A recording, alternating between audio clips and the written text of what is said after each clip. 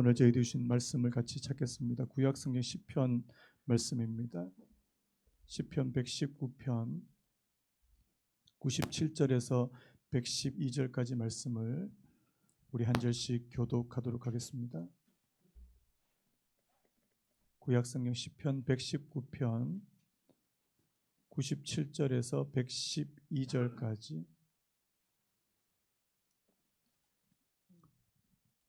97절부터 제가 한 절, 여러분들이 한 절 교독하겠습니다. 제가 먼저 읽겠습니다. 내가 주의 법을 어찌 그리 사랑하는지요. 내가 그것을 종일 작은 소리로 읊조리나이다. 주의 계명들이 항상 나와 함께하므로 그것들이 나를 원수보다 지혜롭게 하나이다. 내가 주의 증거들을 늘 읊조림으로 나의 명철함이 나의 모든 스승보다 나으며 주의 법도들을 지킴으로 나의 명철함이 노인보다 나으니이다. 내가 주의 말씀을 지키려고 발을 금하여 모든 악한 길로 가지 아니하였사오며 주께서 나를 가르치셨으므로 내가 주의 규례들에서 떠나지 아니하였나이다. 주의 말씀의 맛이 내게 어찌 그리 단지요 내 입의 꿀보다 더 다니이다. 주의 법도들로 말미암아 내가 명철하게 되었으므로 모든 거짓 행위를 미워하나이다. 주의 말씀은 내 발의 등이요 내 길의 빛이니이다. 주의 의로운 규례들을 지키기로 맹세하고 굳게 정하였나이다. 나의 고난이 매우 심하오니 여호와여 주의 말씀대로 나를 살아나게 하소서.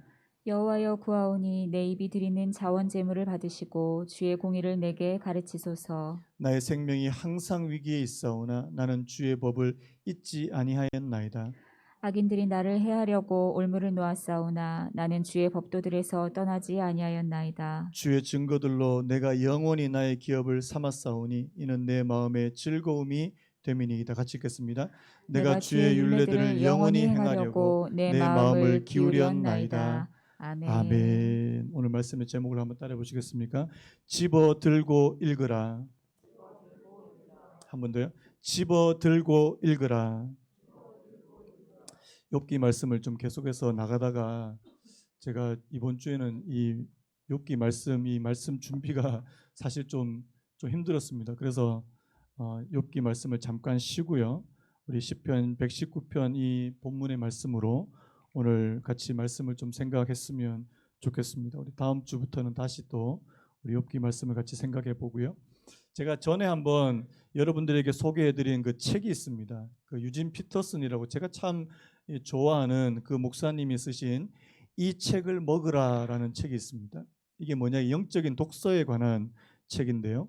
그 책에서 이제 이 유진 피터슨 목사님이 자기 집에서 기르는 그 개 이야기를 하시는 거예요. 이제 어느 날 이 개가 이 죽은 사슴에 이게 정강이 뼈, 이 다리뼈 하나를 이제 물고 온 겁니다. 그래서 이제 그 개가 이제 그 뼈를 가지고 이제 하는 그런 모습을 이제 묘사했는데 한번 들어보실래요? 녀석은 자신의 전리품을 가지고 우리 앞에서 장난스럽게 날뛰면서 꼬리를 흔들고 자신의 횡재를 자랑스러워하며 우리의 칭찬을 요구했다. 무슨 자기 뼈 갖고 얘기하는 겁니다. 물론 우리는 찬사를 쏟아 부으면서 잘했다고 말해 주었다. 그러나 잠시 후면 우리의 칭찬도 식상한 듯 녀석은 뼈다귀를 끌고 약 20m 정도 떨어진 좀 더 은밀한 장소로 갔다. 홀로 기쁨을 만끽할 때가 온 것이다. 녀석은 뼈다귀를 뜯으면서 이리 뒤집었다 저리 돌렸다 하며 빨아대고 물어대고 했다. 때로 우리는 나지막하게 으르렁거리는 소리를 듣기도 했다. 녀석은 즐거움에 푹 빠져 있었고 전혀 서두르지 않았다. 여유롭게 2시간 정도 그렇게 뼈를 뜯고 나면 그것을 파묻었고 그 다음날 다시 와서 또 작업을 했다. 아침부터 개가 뼈 뜯는 얘기해서 죄송한데요. 이 개가 뼈를 뜯으면서 으르렁거리는 이런 모습을 왜 묘사했냐니까요. 성경에 보시면 이런 말씀이 있습니다. 이사야서 31장 4절에 이런 말씀이 있습니다. 여호와께서 이같이 내게 이르시되 큰 사자나 젊은 사자가 자기의 먹이를 움키고 으르렁거릴 때에, 이 으르렁거린다는 이 말을 원어로 이제 우리 이 성경의 원어는 히브리어인데요. 이 원어로 하니까 하가라고 하는 이 단어인데, 이 단어가 오늘 우리가 생각하고자 하는 이 묵상이라고 하는 단어하고 똑같은 단어라는 사실입니다. 이 작은 소리로 읊조리다. 오늘 시편에 나오는 이 작은 소리로 읊조리다 혹은 묵상하다라고 이렇게 번역되는 이 단어가 바로 이 동물들이 자기 앞에 놓여 있는 먹이를 잡고 으르렁거리는 것과 똑같다는 사실입니다. 여러분, 하나님의 말씀을 묵상하는 것이 마치 개가 자신의 그 뼈다귀를 보고 막 즐거워서, 여러분 음식 앞에 있으면 막 즐겁잖아요. 이 뼈다귀를 앞에다 두고 즐거움에 막 이렇게 으르렁거리고, 그리고 이제 막 물고 빠는 이런 모습이 바로 이 묵상이라고 하는 단어라는 사실입니다. 여러분, 우리가 보통 묵상이라고 그러면 어떤 생각이 들어요? 막 이렇게 조용한 곳에 초 하나 켜놓고 이렇게 막 이렇게 조용하게 막 그렇게 이 무릎을 꿇고 이렇게 하는 게 이제 묵상이라고 보통 생각하기 쉬운데요. 이 유진 피터슨 목사님의 표현을 빌리자면, 사자나 개는 묵상할 때 이빨과 혀, 위장과 장기들을 사용해서 씹고 삼킨다. 우리가 생각하는 묵상과 이 성경에서 말씀하는 묵상이 조금 다를 수 있다는 사실입니다. 어떻게 해요? 내가 그것을 즐거워하는, 내가 그것을 마치 내 음식을 섭취하는 듯한 그런 심정으로 그렇게 접근하는 것이 바로 이 성경을 묵상하는 것이라는 사실입니다. 그래서 이제 이 유진 피터슨의 목사님 외에 또 한 분이 더 있는데요. 이 제임스 패커라는 분이 이 묵상을 이렇게 정의했습니다. 한번 들어보십시오. 묵상이란 하나님이 하신 일, 방식, 목적과 약속에 대하여 우리가 알고 있는 일들을 생각하며 곰곰이 살펴보고 적용하는 활동이다. 묵상은 하나님과 교제하는 수단으로서 하나님이 보시는 가운데 하나님의 도움을 받아 하나님의 임재 아래 의식적으로 행하는 경건한 사고 활동이다. 좀 어려운 말을 썼는데요. 그 다음 들어보십시오. 묵상의 목적은 하나님에 관한 자신의 정신적, 영적 시각을 밝게 하는 것이며, 하나님의 진리가 자신의 마음과 생각에 완전하고 합당한 영향을 주도록 하는 것이다. 여러분, 우리가 할 수 있는 모든 정신을 집중해서 그 말씀을 즐거워하고 이 말씀을 마치 나의 음식물처럼요.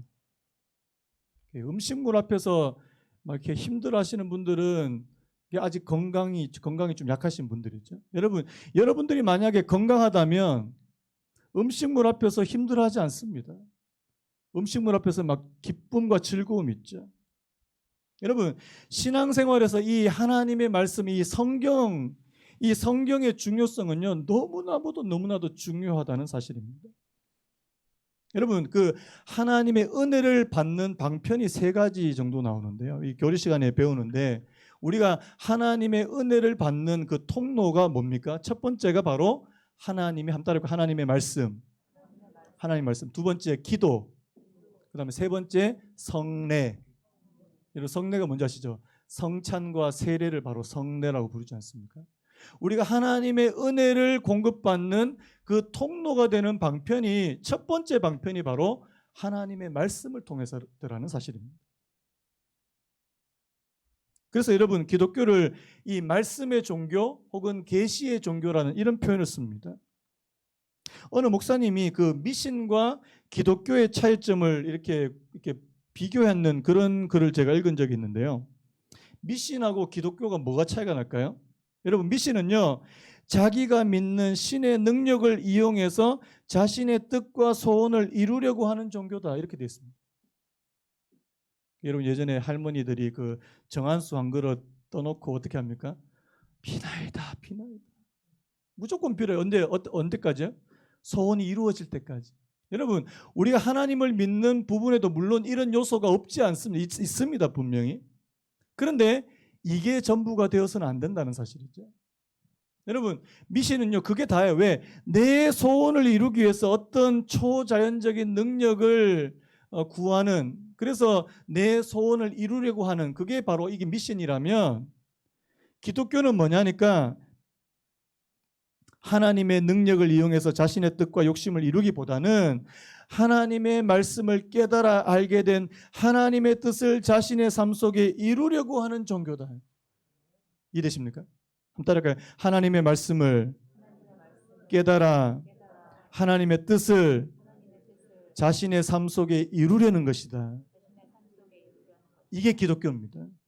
믿으시는 분 하면요. 그래서 여러분, 우리의 모든 신앙생활의 첫 시작은 바로 하나님의 말씀에서부터 시작돼야 된다는 사실이에요. 하나님의 말씀을 통해서 하나님의 마음과 하나님의 뜻을 알게 된다는 사실입니다. 여러분들 가운데 이런 분도 있습니다. 하나님의 뜻을 가르쳐 주옵소서. 물론 성경에 기록되어 있지 않는 하나님의 뜻도 많습니다. 하나님, 제가 이 여자하고 결혼을 해야 됩니까? 말아야 됩니까? 뭐 이런 건 아무리 찾아봐도 성경에 없어요. 뭐 이런 거는 하나님 앞에 우리가 기도하면서 하나님의 뜻을 구할 수 있지만, 여러분, 성경에 명확하게 기록되어 있는 하나님의 뜻을 먼저 깨닫고 그 뜻을 우리의 삶 가운데 이루어 가려고 하는 것이 바로 이 기독교 신앙의 핵심이라는 사실입니다. 그래서 성경 안 읽고 자꾸만 이게 기도원 같은 데 가서 막 소나무 뿌리만 뽑으려고 하지 마세요. 직통계시로. 직통계시 너무 좋아하시는 분들은 성경을 안 읽으시더라고요. 여러분, 기도하는 거 저는 절대 반대하지 않습니다. 즉 저는 기도를 오히려 권장하는 사람이에요. 근데 하나님의 말씀에 입각해서 기도하시는 은혜가 있기를 예수님의 이름으로 축복합니다. 그래서요, 이 하나님의 말씀이 우리에게 주시는 많은 유익이 있는데요. 오늘 저와 여러분들을 하나님의 사람으로 거듭나게 만드는 것도 바로 하나님의 말씀인 거 여러분 아시죠? 제가 예전에 어거스틴, 여러분 왜 고백록을 쓴 성 어거스틴이라는 분들 들어보셨죠? 어렸을 때부터 너무나도 방탕한 삶을 살았습니다. 20살도 안 돼가지고 20살도 안 돼가지고 밖에 나가서 이제 웬 애를 막 이렇게 낳아서 들어오질 않나. 이 어머니는 너무나도 경건한, 그런 모니카라고 하는 경건한 어머니인데 이 아들은 너무나도 방탕한 생활을 하는 거예요. 그런데 이 어거스틴의 나이 33살입니다. 자, 그 내용을 한번 제가 읽어드릴게요. 이 어거스틴에서 어떻게 그가 회심을 하고 하나님의 사람으로 거듭나는지 한번 들어보십시오. 무화과나무 아래 털썩 주저앉았고 뒷밤에서 눈물이 하염없이 흘러내렸다. 그때 갑자기 이웃집에서 아이의 노랫소리가 들렸다. 남자아이였는지 여자아이였는지 알 수 없지만 아이는 똑같은 구절을 반복해 불렀다. 집어들고 읽어라. 집어들고 읽어라. 그래서 제가 오늘 말씀의 제목을 집어들고 읽으라고 그렇게 잡았습니다. 그래서 저는 급히 돌아가서 성경을 집어 편 후 가장 먼저 눈이 닿는 구절을 조용히 읽었다. 낮에와 같이 단정히 행하고 방탕하거나 술 취하지 말며 음란하거나 호색하지 말며 다투거나 시기하지 말고 오직 주 예수 그리스도를 옷 입고 정욕을 위하여 육신의 일을 도모하지 말라. 딱 어거스틴에게 주시는 말씀이었어요. 왜? 그의 삶이 너무나도 방탕했습니다. 너무나도 방탕한 가운데 이 한 말씀이 그에게 빛으로 비춰오니까 그 자리에서 꼬꾸러지는 거예요. 이 문장을 다 읽고 나자 확신의 빛이 마음에 홍수처럼 밀려들었고 모든 의심의 어둠이 물러가는 것 같았습니다. 이게 이제 이 고백록에 나오는 이 어거스틴의 고백이에요. 여러분, 이 하나님의 말씀에는 오늘 저와 여러분들을 새롭게 하는 능력이 있는 줄로 믿습니다. 베드로전서 1장 23절 너희가 거듭난 것은, 우리 같이 한번 읽어볼까요? 베드로전서 1장 23절 시작. 너희가 거듭난 것은 썩어질 씨로 된 것이 아니요 썩지 아니할 씨로 된 것이니 살아있고 항상 있는 하나님의 말씀으로 되었느니라. 자, 우리가 거듭난 것은 뭘로 됐다고요? 하나님의 말씀으로 되었느니라. 오늘 우리가 읽은 이 본문의 말씀이에요. 시편 119편은요. 하나님의 말씀에 대한 주옥 같은 말씀들이 모여있는 그런 시편이라고 불립니다. 무려 176절이에요. 성경에서 가장 긴 장인데요. 이 119편의 모든 말씀, 이 119편 한 절 한 절의 말씀이 하나님의 말씀에 대한 예찬이라는 사실입니다. 이 119편의 전체 주제가요. 하나님의 말씀에 대한 즐거움. 크리스토퍼 애쉬라는 분이 이런 말인데 시편 119편을 읽고 기도하면 성경 말씀을 정말 사랑하고 기뻐했던 한 사람과 교제할 수 있다. 이 저자를 말씀하는 겁니다. 이 시편에서는 주의 말씀에 대한 기쁨과 즐거움이라는 심장의 고동 소리가 생생하게 느껴진다. 그가 하나님의 말씀을 즐거워하거나 사모한다고 말한 건 25번이 넘는다. 그에게 하나님의 말씀은 너무나 달고 즐거운 것이었다. 말씀은 그의 소망이고 평화였으며 기쁨이자 노래였고 자유며 위안이었다. 여러분, 하나님의 말씀이 내게 얼마나 즐거운가가 오늘 저와 여러분들의 신앙을 가름할 수 있는, 신앙의 척도가 될 수 있다는 사실을 인정하시기를 간절히 바랍니다. 요즘 어떠세요? 코로나 시대에 하나님의 말씀이 저와 여러분들에게 즐거움이 됩니까? 이게 또 읽어야 되나? 오늘 저와 여러분들의 즐거움은 어디 있어요? 지금 뭐 가뜩이나 지금 이 뭐 주변의 상황은 너무 힘드니까 막 다른 거 어디 없나? 지금 제가 이제 어느 신문 기사를 보니까 이 여행을 다 못 가도록 이렇게 거의 지금 차단이 많이 됐지 않습니까? 여행사들이 뭐 부도가 나고 여행 상품이 팔리지 않는데, 그럼에도 불구하고 이 여행에 대한 욕구는 엄청나대요 지금. 뭐 저희 충분히 이해가 돼, 충분히 이해가 됩니다. 그래서 지금 혼자서 여행하는 것도 있고, 또 어떤 데 보니까 사람들 없는 데만 이렇게 가는 그런 여행 상품도 있더라고요. 여러분, 사람들은 지금 이 답답한 마음을 이제 해소해 보려고 갖은 노력을 다 한다는 사실입니다. 여러분, 여러분들의 그 욕구가 하나님의 말씀을 읽는 것에 저는 그 방향으로 옮겨졌으면 너무너무 좋겠습니다. 이번 기회에. 이때까지는 뭐 바쁘고, 요즘에 바쁘다고 하는 분들은 잘 안 계시더라고요. 죄송한 말씀인데, 요즘 많이 바쁘시죠? 하니까 요즘 시간이 많아요, 시간이 남아돌아요, 뭐 이렇게 말씀하시는 분들이 꽤 되시더라고요. 여러분, 말씀 읽은 좋을 기회입니다. 아멘입니까? 그 중학교 애들 키우는 집들은 좀 이제 이해가 되는데요. 애들이 이제 좀 이제 초등학교에서 중학교로 넘어가면 굉장히 성장 속도가 빠릅니다. 제 아는 목사님이 중학교 남자애만 한 3명 정도, 3명 있는 집이 있습니다. 이 집에 식비가 무지무지 많이 들어요. 이 목사님 하는 말이 소를 키우는지 사람을 키우는지 모르겠다고. 소를 키우는, 피자 1인 한 사람당 한 판, 치킨 1인 1닭. 그러니까 애 3명이니까 시켰다 하면은 한 3마리는 기본이고, 저희 집도 좀 요즘에 보니까 1인 1닭 하겠더라고요, 애들이. 소를 키우는 건지. 여러분, 근데 그게 무슨 증거예요? 건강하다는 증거입니다. 음식에 대한 왕성한 욕구요. 여러분, 하나님의 사람, 하나님을 믿는 오늘 저와 여러분들의 영적인 건강의 척도는 뭘까요? 하나님의 말씀에 대한 왕성한 식욕이요. 나는 그냥 주일날 그냥 예배 와서 딱 한 번만 말씀 들으면 되지, 뭐 그걸 굳이 여러 번. 아멘입니까? 한 번만 들으면 되지, 한 번만, 일주일에 한 번만. 여러분, 일주일에 밥 한 끼만 드시는 분 아멘. 아멘 하시죠 빨리.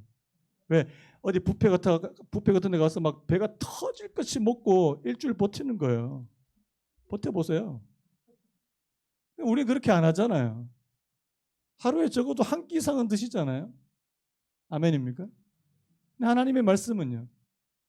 하나님의 말씀은 하루에 한 끼도 안 먹어도 전혀 불편함이 없는, 과연 내 영적인 건강 상태가 좋으냐라는 생각이 드는 거 아닙니까? 오늘 본문의 97절 이렇게 됐습니다. 내가 주의 법을 어찌 그리 사랑하는지요. 내가 그것을 종일 작은 소리로 읊조리나이다. 내가 주의 법을 어찌 그리 사랑하는지요. 103절에도요. 주의 말씀의 맛이 내게 어찌 그리 단지요. 요즘 애들 보는 그 유튜브 가운데 이 먹방이라고 하시죠. 먹방. 제가 누구라고 얘기는 안 하겠는데 이게 호리호리하게 생긴 여자애입니다. 젊은 여자애가 뭐 소곱창을 18인분을 먹어요. 그걸 또 보고 있습니다. 이게 보고 있어. 맛있겠다 그러면서. 저는 그래서 처음에 그러니까 먹방을 보는 사람들 이해가 안 됐어요. 남이 다른 사람 먹는 걸 왜 쳐다보냐고. 근데 저도 살짝 보니까 이 대리만족 있더라고요, 나름. 저렇게 많이 먹을 수도 있겠구나. 여러분, 고기도 먹어본 사람이 먹습니다. 고기도 먹어본 사람이 먹어요. 여러분, 하나님의 말씀도 먹어본 사람이 합니다. 제가 또 이 말을 해야 됩니까? 니들이 개맛을 알아? 먹어봐야 알아요. 여러분, 하나님의 말씀을 내가 한 번 듣고 두 번 듣고 하나님의 말씀에 이런 부분이 있네. 하나님의 말씀에 이렇게 재미있는 부분이 있네. 이 말씀이 내게 힘이 되네. 여러분, 주의 말씀의 맛이 내게 어찌 그리 단지요. 이거는 경험해 본 사람만 안다는 사실입니다. 하나님의 말씀을 사랑하니까 종일 묵상하는 거 아닙니까? 드라마 좋아하시는 분들 드라마 한 번 안 보더라고요. 또 돌려보고 또 돌려보고 또 그걸 또 나눠요. 또 친구들한테 어제 그거 봤어? 이 주인공이 또 막 거기서 막 나눔을 합니다. 나눔을. 거기서 은혜를 받아요. 그 또 집에 가서 또 보고 또 열심히 또 보고 가서 또 나눔을 해요. 여러분, 저는요, 여러분들은 이미 묵상과 나눔을 다 안다고 저 생각합니다. 드라마 잘 보시는 분들은 이미 묵상과 나눔을 이미 다 마스터하신 분들이에요. 말씀도 그렇게 하시면 돼요. 여러분, 드라마 보고 나눔하는 것처럼 그렇게 하시면 돼요. 여러분, 하나님 말씀 한 번 읽고 또 가서 다른 사람들하고 이야기하고 또 하나님 말씀을 또 한 번 읽고 또 다른 사람하고 이야기하고. 어느 학자가 보니까 여기서 이 시편 저자가 말한 이 주님의 말씀의 맛이 내게 어찌 그리 단지, 이게 천성적으로 이런 입맛이 생긴 것이 아니라 후천적으로 입맛이 생기게 되었다, 이렇게 설명을 하더라고요. 저는 그 말이 맞다고 생각합니다. 여러분, 처음에는 하나님의 말씀의 맛을 모릅니다. 이 말씀이 무슨 내용인지도 몰라요. 그래서 제가 성경 개관 강의를 하게 된 이유가 뭐냐니까, 여러분들이 하나님의 말씀을 읽는데 조금이라도 도움이 될까 해서 그렇게 시작한 거거든요. 처음에는 이게 무슨 내용인지도 몰라요. 그런데 한 번 읽고요. 어떤 분이 구약부터 시작해서 신약까지 한 번 읽은 분이 이 말씀이 읽으니까 이렇게 되더라고요. 그래서 또 읽으셨다고 그러더라고요. 한 번 읽어서 모릅니다. 또 읽고 그 말씀이 내게 익숙해질 때 뭐가 시작되냐니까 거기서부터 묵상이 시작되더라는 사실입니다. 그래서요, 오늘 말씀 본문에서 저희가 좀 나누기를 원하는 부분은 뭐냐니까요. 그러면 하나님의 말씀이 주는 유익이 뭘까? 제가 한 3가지 정도로 좀 살펴보려고 하는데, 여러분, 하나님의 말씀이 저희들한테 귀한 그런 유익이 있는데, 첫 번째가요, 한번 따라해 보시겠습니까? 하나님의 말씀은 우리를 지혜롭게 한다. 자, 우리 98절에서 100절까지 우리 같이 한번 읽어봤으면 좋겠습니다. 98절에서 100절 시작. 주의 계명들이 항상 나와 함께하므로 그것들이 나를 원수보다 지혜롭게 하나이다. 내가 주의 증거들을 늘 읊조림으로 나의 명철함이 나의 모든 스승보다 나으며 주의 법도들을 지킴으로 나의 명철함이 노인보다 나으니이다. 여러분, 지혜가 뭐예요? 우리가 이 땅에 살아가면서 어떤 문제가 닥쳐왔을 때 그 문제를 해결할 수 있는 능력이 바로 지혜 아닙니까? 문제 해결 능력이 지혜예요. 이 주석에도 보니까 이 지혜를 하나님의 관점으로 인생을 보는 분별력이다, 이렇게 표현했더라고요. 여러분, 오늘 저와 여러분들이 이 땅에 살아가면서 분별력, 통찰력을 갖는 것은 굉장히 중요한 거 아닙니까? 예전에 그 워런 버핏이라고 하는 그 유명한 투자자하고 같이 점심을 먹는데 그 점심을 경매로 붙였습니다. 여러분, 한번 그 사람하고 한번 점심 한 끼 먹는데 얼마 들 것 같아요? 우리 같으면 한 몇만 원 내면은 뭐 좋은 음식 먹을 수 있는 거 아닙니까? 근데 이 사람하고 한 끼 점심을 먹기 위해서 46억을 지불했다는 거예요. 46억에. 뭐 우리 같은 사람은 돈이 없어서 아예 그 사람하고 밥도 못 먹어요. 왜 그렇습니까? 그 사람의 해안, 그 사람은 뭐 굉장한 사람이니까요. 통찰력, 한두 시간 만나서 이야기할 때 놀라운 통찰력을 얻을 수 있다고 생각하니까 그만한 이 액수를 지불하고 이게 점심을 먹는 거 아닙니까? 여러분, 오늘 저와 여러분들이 이 땅에서 정말 통찰력을 가질 수 있는, 분별력을 가질 수 있는 그 척경이 하나님의 말씀에 있더라는 사실입니다. 돈 내라 소리 안 합니다. 여러분, 하나님의 말씀 내가 여기서 진짜 연구하고 묵상하면 그만큼 지혜롭게 된다는 사실이에요. 자, 이 분별력을 갖게 된, 하나님의 관점으로 인생을 보는 분별력을 갖게 된 이 대표적인 케이스, 대표적인 경우가 이 구약에 나옵니다. 요셉. 여러분 요셉 아시죠? 아버지의 과분한 사랑을 받아가지고 막 이 10대 때는 자기 마음대로 살았어요. 형들이 잘못을 아버지한테 고자질하기도 하고, 자기가 아버지가 또 자기를 편애한 것을 알고 다른 형들을 무시하면서 그렇게 살았는데요. 여러분, 이 요셉이 애굽으로 딱 팔려갔잖아요. 그때부터 인생이 막 엄청나게 힘들어졌잖아요. 이집트로 끌려가서 보디발 집에서 노예로 일하고 성실하게 일해서 주인의 인정받아서 가정 총무되는데, 이제는 그 주인의 아내가 자신을 유혹해가지고 그 유혹을 거절해가지고 억울한 누명을 쓰고 감옥에 갇히는 뭐 제대로 꼬인 인생이에요. 우리 인간적인 관점에서 보면 요셉은 진짜 꼬였다, 어떻게 저렇게 꼬일 수가 있나, 이런 인생이에요. 그런데요, 나중에 이 요셉이 그 이집트라고 하는 나라의 총리 대신이 됩니다. 그리고 그 형들을 다시 만납니다. 창세기 50장 20절에 자 어떻게 고백하는지, 우리 창세기 50장 20절 우리 같이 한번 읽어볼까요? 시작. 당신들은 나를 헤아려 하였으나 하나님은 그것을 선으로 바꾸사 오늘과 같이 많은 백성의 생명을 구원하게 하시려 하셨나니. 여러분, 자기 인생을 어떻게 해석했어요? 당신들 때문에 내 인생 제대로 꼬였습니다. 당신들 때문에 내 인생 다 망쳤습니다. 다 책임지십시오. 이렇게 이야기하지 않았다는 사실. 하나님의 관점에서 자기 인생을 다시 보는 분별력이 생기니까, 당신들이 나를 미워해서 이렇게 노예로 나를 팔았음에도 불구하고 하나님은 그것을 선으로 바꾸셨습니다. 그래서 오늘날과 같이 많은 백성의 생명을 구원하게 하셨습니다. 여러분, 이게 통찰력이라는 사실이에요. 여러분, 이 지혜가 어디서 왔을까요? 여러분, 저는 요셉이 하나님을 묵상하고 하나님의 말씀을 묵상했다고 확신합니다.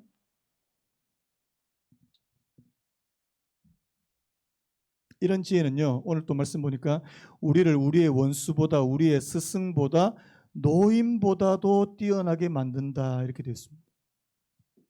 우리의 원수, 우리의 스승, 우리의 어떤 노임보다도 뛰어나게 만드는 것이 바로 하나님의 말씀이 주는 지혜인데요. 자, 이 땅에서 우리를 쓰러뜨리려고 하는 원수보다도 우리가 더 뛰어날 수 있더라. 여러분, 다윗 아십니까? 다윗이 지략이 뛰어난 참모 이 아히도벨의 위협을 받게 되자 하나님께 이렇게 기도하는 것을 봅니다. 사무엘하 15장 31절에 여호와여 원하옵건대 아히도벨의 모략을 어리석게 하옵소서. 이 아히도벨이라는 사람은요, 천재예요, 천재. 어떻게 하면 다윗을 잡을 건지 이미 다 계략을 알고 전략을 다 세워놨습니다. 그런데 이 다윗이 하나님 앞에 이렇게 기도합니다. 하나님, 아히도벨의 모략을 어리석게 하옵소서. 그런데요, 하나님께서 그 기도를 들어주셔서 다윗이 그 계략에서 빠져나가는 것을 볼 수 있습니다. 또요, 하나님께서 주시는 지혜는 우리를 가르치는 스승보다도 뛰어나. 여러분, 제자가 스승보다 뛰어날 수 있는 경우가 있습니까? 어떻게 가능해요? 하나님께서 주시는 지혜로 가능하더라는 사실입니다. 존 칼빈 그 종교개혁자인데요, 이런 표현 썼습니다. 성경 교사보다 지혜가 더 뛰어난 성경학도들이 있다는 사실은 하나님이 친히 스승이 되시는 증거다. 한번 따라해볼까요?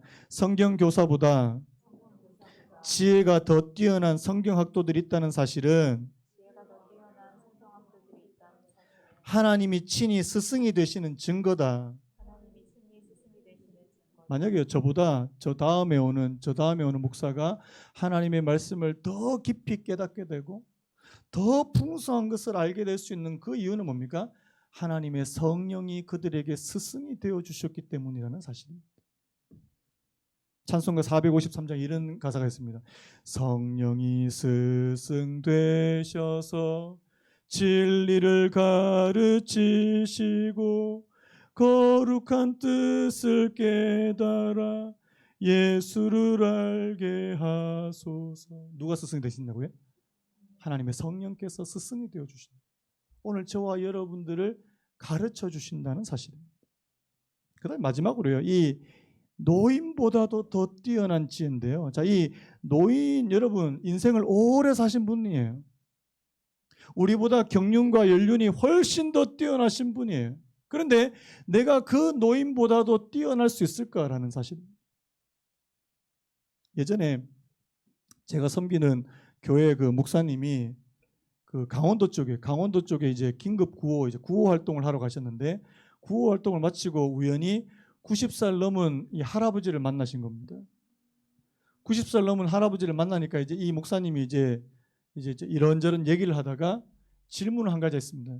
어르신, 90평생을 사시다 보니까 90평생 사셨는데 살아보시니까 뭐가 제일 중요해요? 90평생 사시면서 가장 중요한 게 뭐라고 생각하세요? 이렇게 하니까 이 할아버지가 딱 한마디 하시더래요. 사랑하면서 사는 게 최고지. 툭 던지세요. 사랑하면서 사는 게 최고. 몰라 싸움을 많이 하셨는지 모르겠는데 사랑하면서 사는 게 최고지. 이 목사님이 90평생을 살았는데 사랑이 최고구나. 근데 여러분 성경에 있어요 없어요? 이미 다 있어요. 근데 이제 우린 다 있어도 늦게 깨닫는 게 참 문제인데요. 이미 성경에 다 있습니다. 믿음, 소망, 사랑 이 세 가지는 항상 있을 것인데 그 중에 제일은 뭐라고요? 사랑이니라.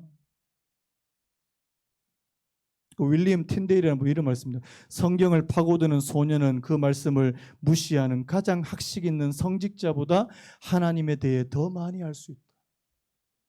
여러분 오늘 저와 여러분들이 하나님의 말씀을 파고드는 그런 사람, 하나님의 말씀을 연구하는 그런 은혜가 있기를 예수님의 이름으로 축복합니다. 이 첫 번째입니다. 하나님 말씀이 주는 유익이 바로 우리를 지혜롭게 한다. 그럼 두 번째 한번 따라해 보시겠습니까? 하나님의 말씀은 우리를 안전하게 지켜주는 빛이다. 자, 우리 105절 말씀 같이 읽겠습니다. 시작. 주의 말씀은 내 발의 등이요 내 길의 빛이니이다. 여러분 여기 나오는 이 등과 빛은요 신자가 길을 벗어나 위험한 곳으로 가지 않도록 지켜주는 거예요. 바른 길로 계속 가려고 하는데 넘어지지 않도록 오늘 저와 여러분들의 발을 비춰주는 것이 바로 이 등과 빛이라는 사실입니다. 어떤 분이 이런 말씀했습니다. 우리가 말씀을 지키면 말씀이 우리를 지켜준다. 한번 따라해볼까요? 우리가 말씀을 지키면 말씀이 우리를 지켜준다. 다른 말로 하면 이렇게도 표현합니다. 우리가 주의를 지키면 주일이 우리를 지켜준다. 믿으시는 분 하면요. 진짜 그렇더라고요. 여러분 하나님의 말씀을 지키면요 그 말씀이 우리를 지키는 것들을 많이 볼 수 있습니다. 제가 작년인지 재작년인지 기억이 잘 나지 않습니다. 굉장히 유명한 지상파 아나운서 남자 앵커가 있었습니다. 앵커. 저도 그 뉴스를 자주 봤는데요. 이 앵커가요. 하루아침에 몰락했습니다. 하루아침에 몰락했어요. 왜 몰락했냐니까 지하철에서 여성의 어떤 신체를 몰래 촬영하다가 걸렸어요. 저는 이해가 안 됐어요. 굉장히 많이 배운 사람입니다. 그리고 이때까지 여러분 그 지상파 방송의 앵커면은 굉장한 지위거든요. 그런데 하루아침에 어떻게 그걸 무너뜨릴 수 있냐고요. 잠언 6장 29절 남의 아내와 통관하는 자도 이와 같을 것이라 그를 만지는 자마다 벌을 면하지 못하리라. 이렇게 바꿀 수 있습니다. 그를 몰래 촬영하는 자마다 벌을 면치 못하리라. 여러분 자기가 이때까지 쌓아왔던 그 모든 것을 어떻게 하루아침에 그렇게 날려버릴 수 있습니까? 날려버릴 수 있더라는 거예요. 왜?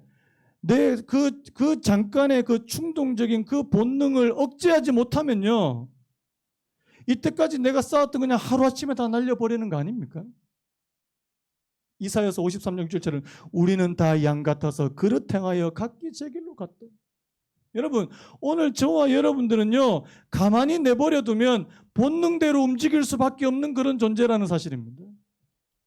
가만히 내버려 두면 내가 원하는 대로 내 본능대로 내가 좋아하는 대로 흘러갈 수밖에 없는 그런 존재라는 사실이에요. 제가 이 이야기를 몇 번 했는데 요번만 하고 이제 안 하겠습니다. 저희 집 사람이 저는 만약에 한눈 팔면 원 스트라이크 아웃이래요. 절대 용서가 없답니다. 제가 그 말을 깊이 간직하고 있습니다. 절대 다른.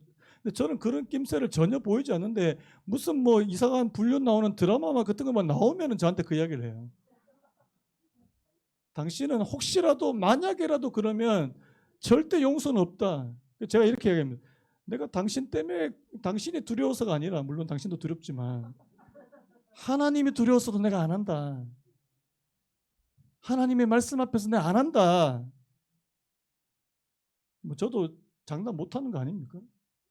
여러분, 제가 하나님의 말씀 안에서 내가 두려워 떨면서 그렇게 있지 않으면 나도 뭐 죄송합니다. 헷가닥 할 수 있는 거 아닙니까? 헷가닥. 어떻게 장담할 수 있습니까? 여러분은 장담할 수 있나요? 남자 성도님 장담할 수 있습니까? 목사님이라 잘하세요. 뭐 이런 표정이신 것 같은데. 자, 마지막으로 세 번째. 자, 하나님의 말씀이 주는 우리 유익 한번 따라볼까요? 고난 중에 우리를 살리는 힘이 된다. 107절에 이런 말씀이 있습니다. 나의 고난이 매우 심하오니 여호와여 주의 말씀대로 나를 사랑하게 하소서. 109절에도요. 나의 생명이 항상 위기에 있사오나 나는 주의 법을 잊지 아니하나이다. 여러분, 하나님의 말씀은 고난 중에 우리를 살리는 힘이 된다는 사실입니다. 제가 어느 목사님 글에서 참이 감동이 되는 글을 하나 읽었는데요. 그 예전에도 제가 한번 소개한 적이 있습니다. 그 달라스에서 사역하신 목사님이에요. 미국 달라스는 뭐 굉장히 그 뭐 바이블 벨트라고 하는데 거기서 사역한 목사님인데 그 교회에 안수 집사님 가정이 있었답니다. 굉장히 모범이 되는 안수 집사님 가정인데 그 가정에 이제 불행이 찾아오는데 겹쳐서 찾아오는 거예요. 첫 번째, 자기 부인 권사님이 유방암에 걸리셨다는 거예요. 그래서 이제 막 기도하고 또 항암 치료를 하고 있는데 이번에는 자기 이제 남자 집사님이 전립선암에 걸렸다는 거예요. 뭐 이 정도만 해도 뭐 엄청난 건데 또 한 번 이번에는 마지막으로 자기 첫째 아들 32살짜리 첫째 아들이 암에 걸린 겁니다. 임파선 암에 걸린 겁니다. 여러분, 한 가정에 암 환자가 한 사람 있는 것도 쉬운 일이 아니잖아요. 그런데 한 가정에 암 환자가 3명 있습니다. 3명. 근데요, 놀라운 게 뭐냐 하니까 이 가족 분위기를 보니까 우울한 분위기가 아니라는 거예요. 전혀 어두운 분위기가 아니래요. 이 항암 치료 중인 이 첫째 아들이 자기 엄마한테 이런 문자를 보냈답니다. 한번 들어보실래요? 아침에 키모 화학요법을 맞았다. 저녁에는 샐러드를 먹고 토했다. 아파서가 아니라 많이 먹어서 그런 것 같다. 히읗 히읗. 엄마가 많이 놀랐을 텐데 엄마 아파서 그런 게 아니라 많이 먹어서 그런 거래요. 루도스 간호사님이 나를 위로해 주었다. 난 너무 행복해서 어떻게 감사를 표현해야 할지 몰랐다. 지금 이렇게 감사한데 이렇게 기쁜데 이 약물고 버텨보리라 오너라. 여러분, 이게 어떻게 가능해요? 물론 이게 화학요법의 부작용으로 토한 거 맞잖아요. 그런데 자기 어머니 안심시켜 주려고 나 많이 먹어서 토한 거라고.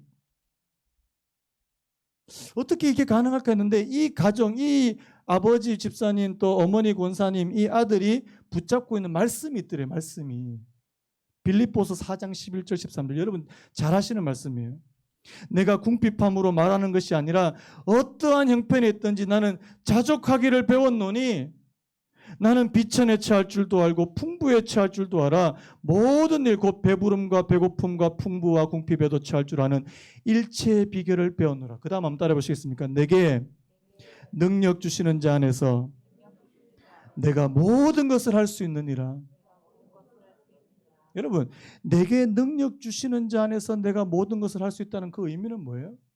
그 의미는 뭐예요? 그 바로 앞에 나오는 게 내가 어떤 형편에 있었든지 감사하며 만족할 수 있는 능력이 바로 내게 능력 주시는 자 안에서 내가 모든 것을 할 수 있다는 의미입니다. 슈퍼맨이 되라는 말이 아니에요. 내가 어떤 형편에 있든지 거기서 내가 감사를 발견할 줄 아는, 내가 어떤 상황에 있든지 거기에서 자족하는 법을 배울 수 있는 것이 바로 내게 능력 주시는 자 안에서 내가 모든 것을 할 수 있다는 거예요. 여러분, 이 말씀이 그 가정에 역사했다는 뜻입니다. 여러분, 하나님의 말씀이 저와 여러분들에게 작동합니까? 믿음으로 작동합니까? 하나님 말씀 한 구절이 저와 여러분들에게 파고들고 있습니까? 나는 하나님의 말씀을 그렇게 즐거워하고 있습니까? 하나님의 말씀이 우리를 지혜롭게 하고 우리를 안전하게 지키고 우리를 살린다는 사실을 정말 믿으십니까? 그러면요, 펼치십시오.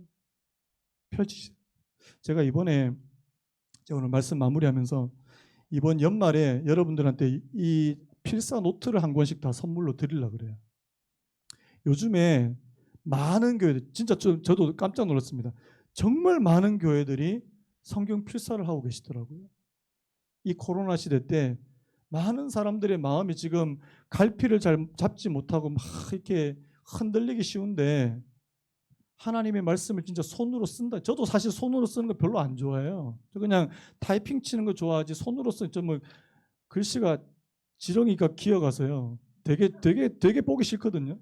그래서 저도 손으로 쓰는 거 싫어하는데 이번에 저도 써볼 생각입니다. 하나님의 말씀 한 절, 여러분 한 절에도 내 손으로 직접 쓰는 거예요. 여러분 쓰면서 그것이 내게 스며들 수 있도록. 제가 이번에 그 로마서를 제가 선택을 했는데 제일 짧습니다. 이게 분량이 제일 적어요. 여러분 이거 다 쓰신 분들 제가 또 상품 드리려고 합니다.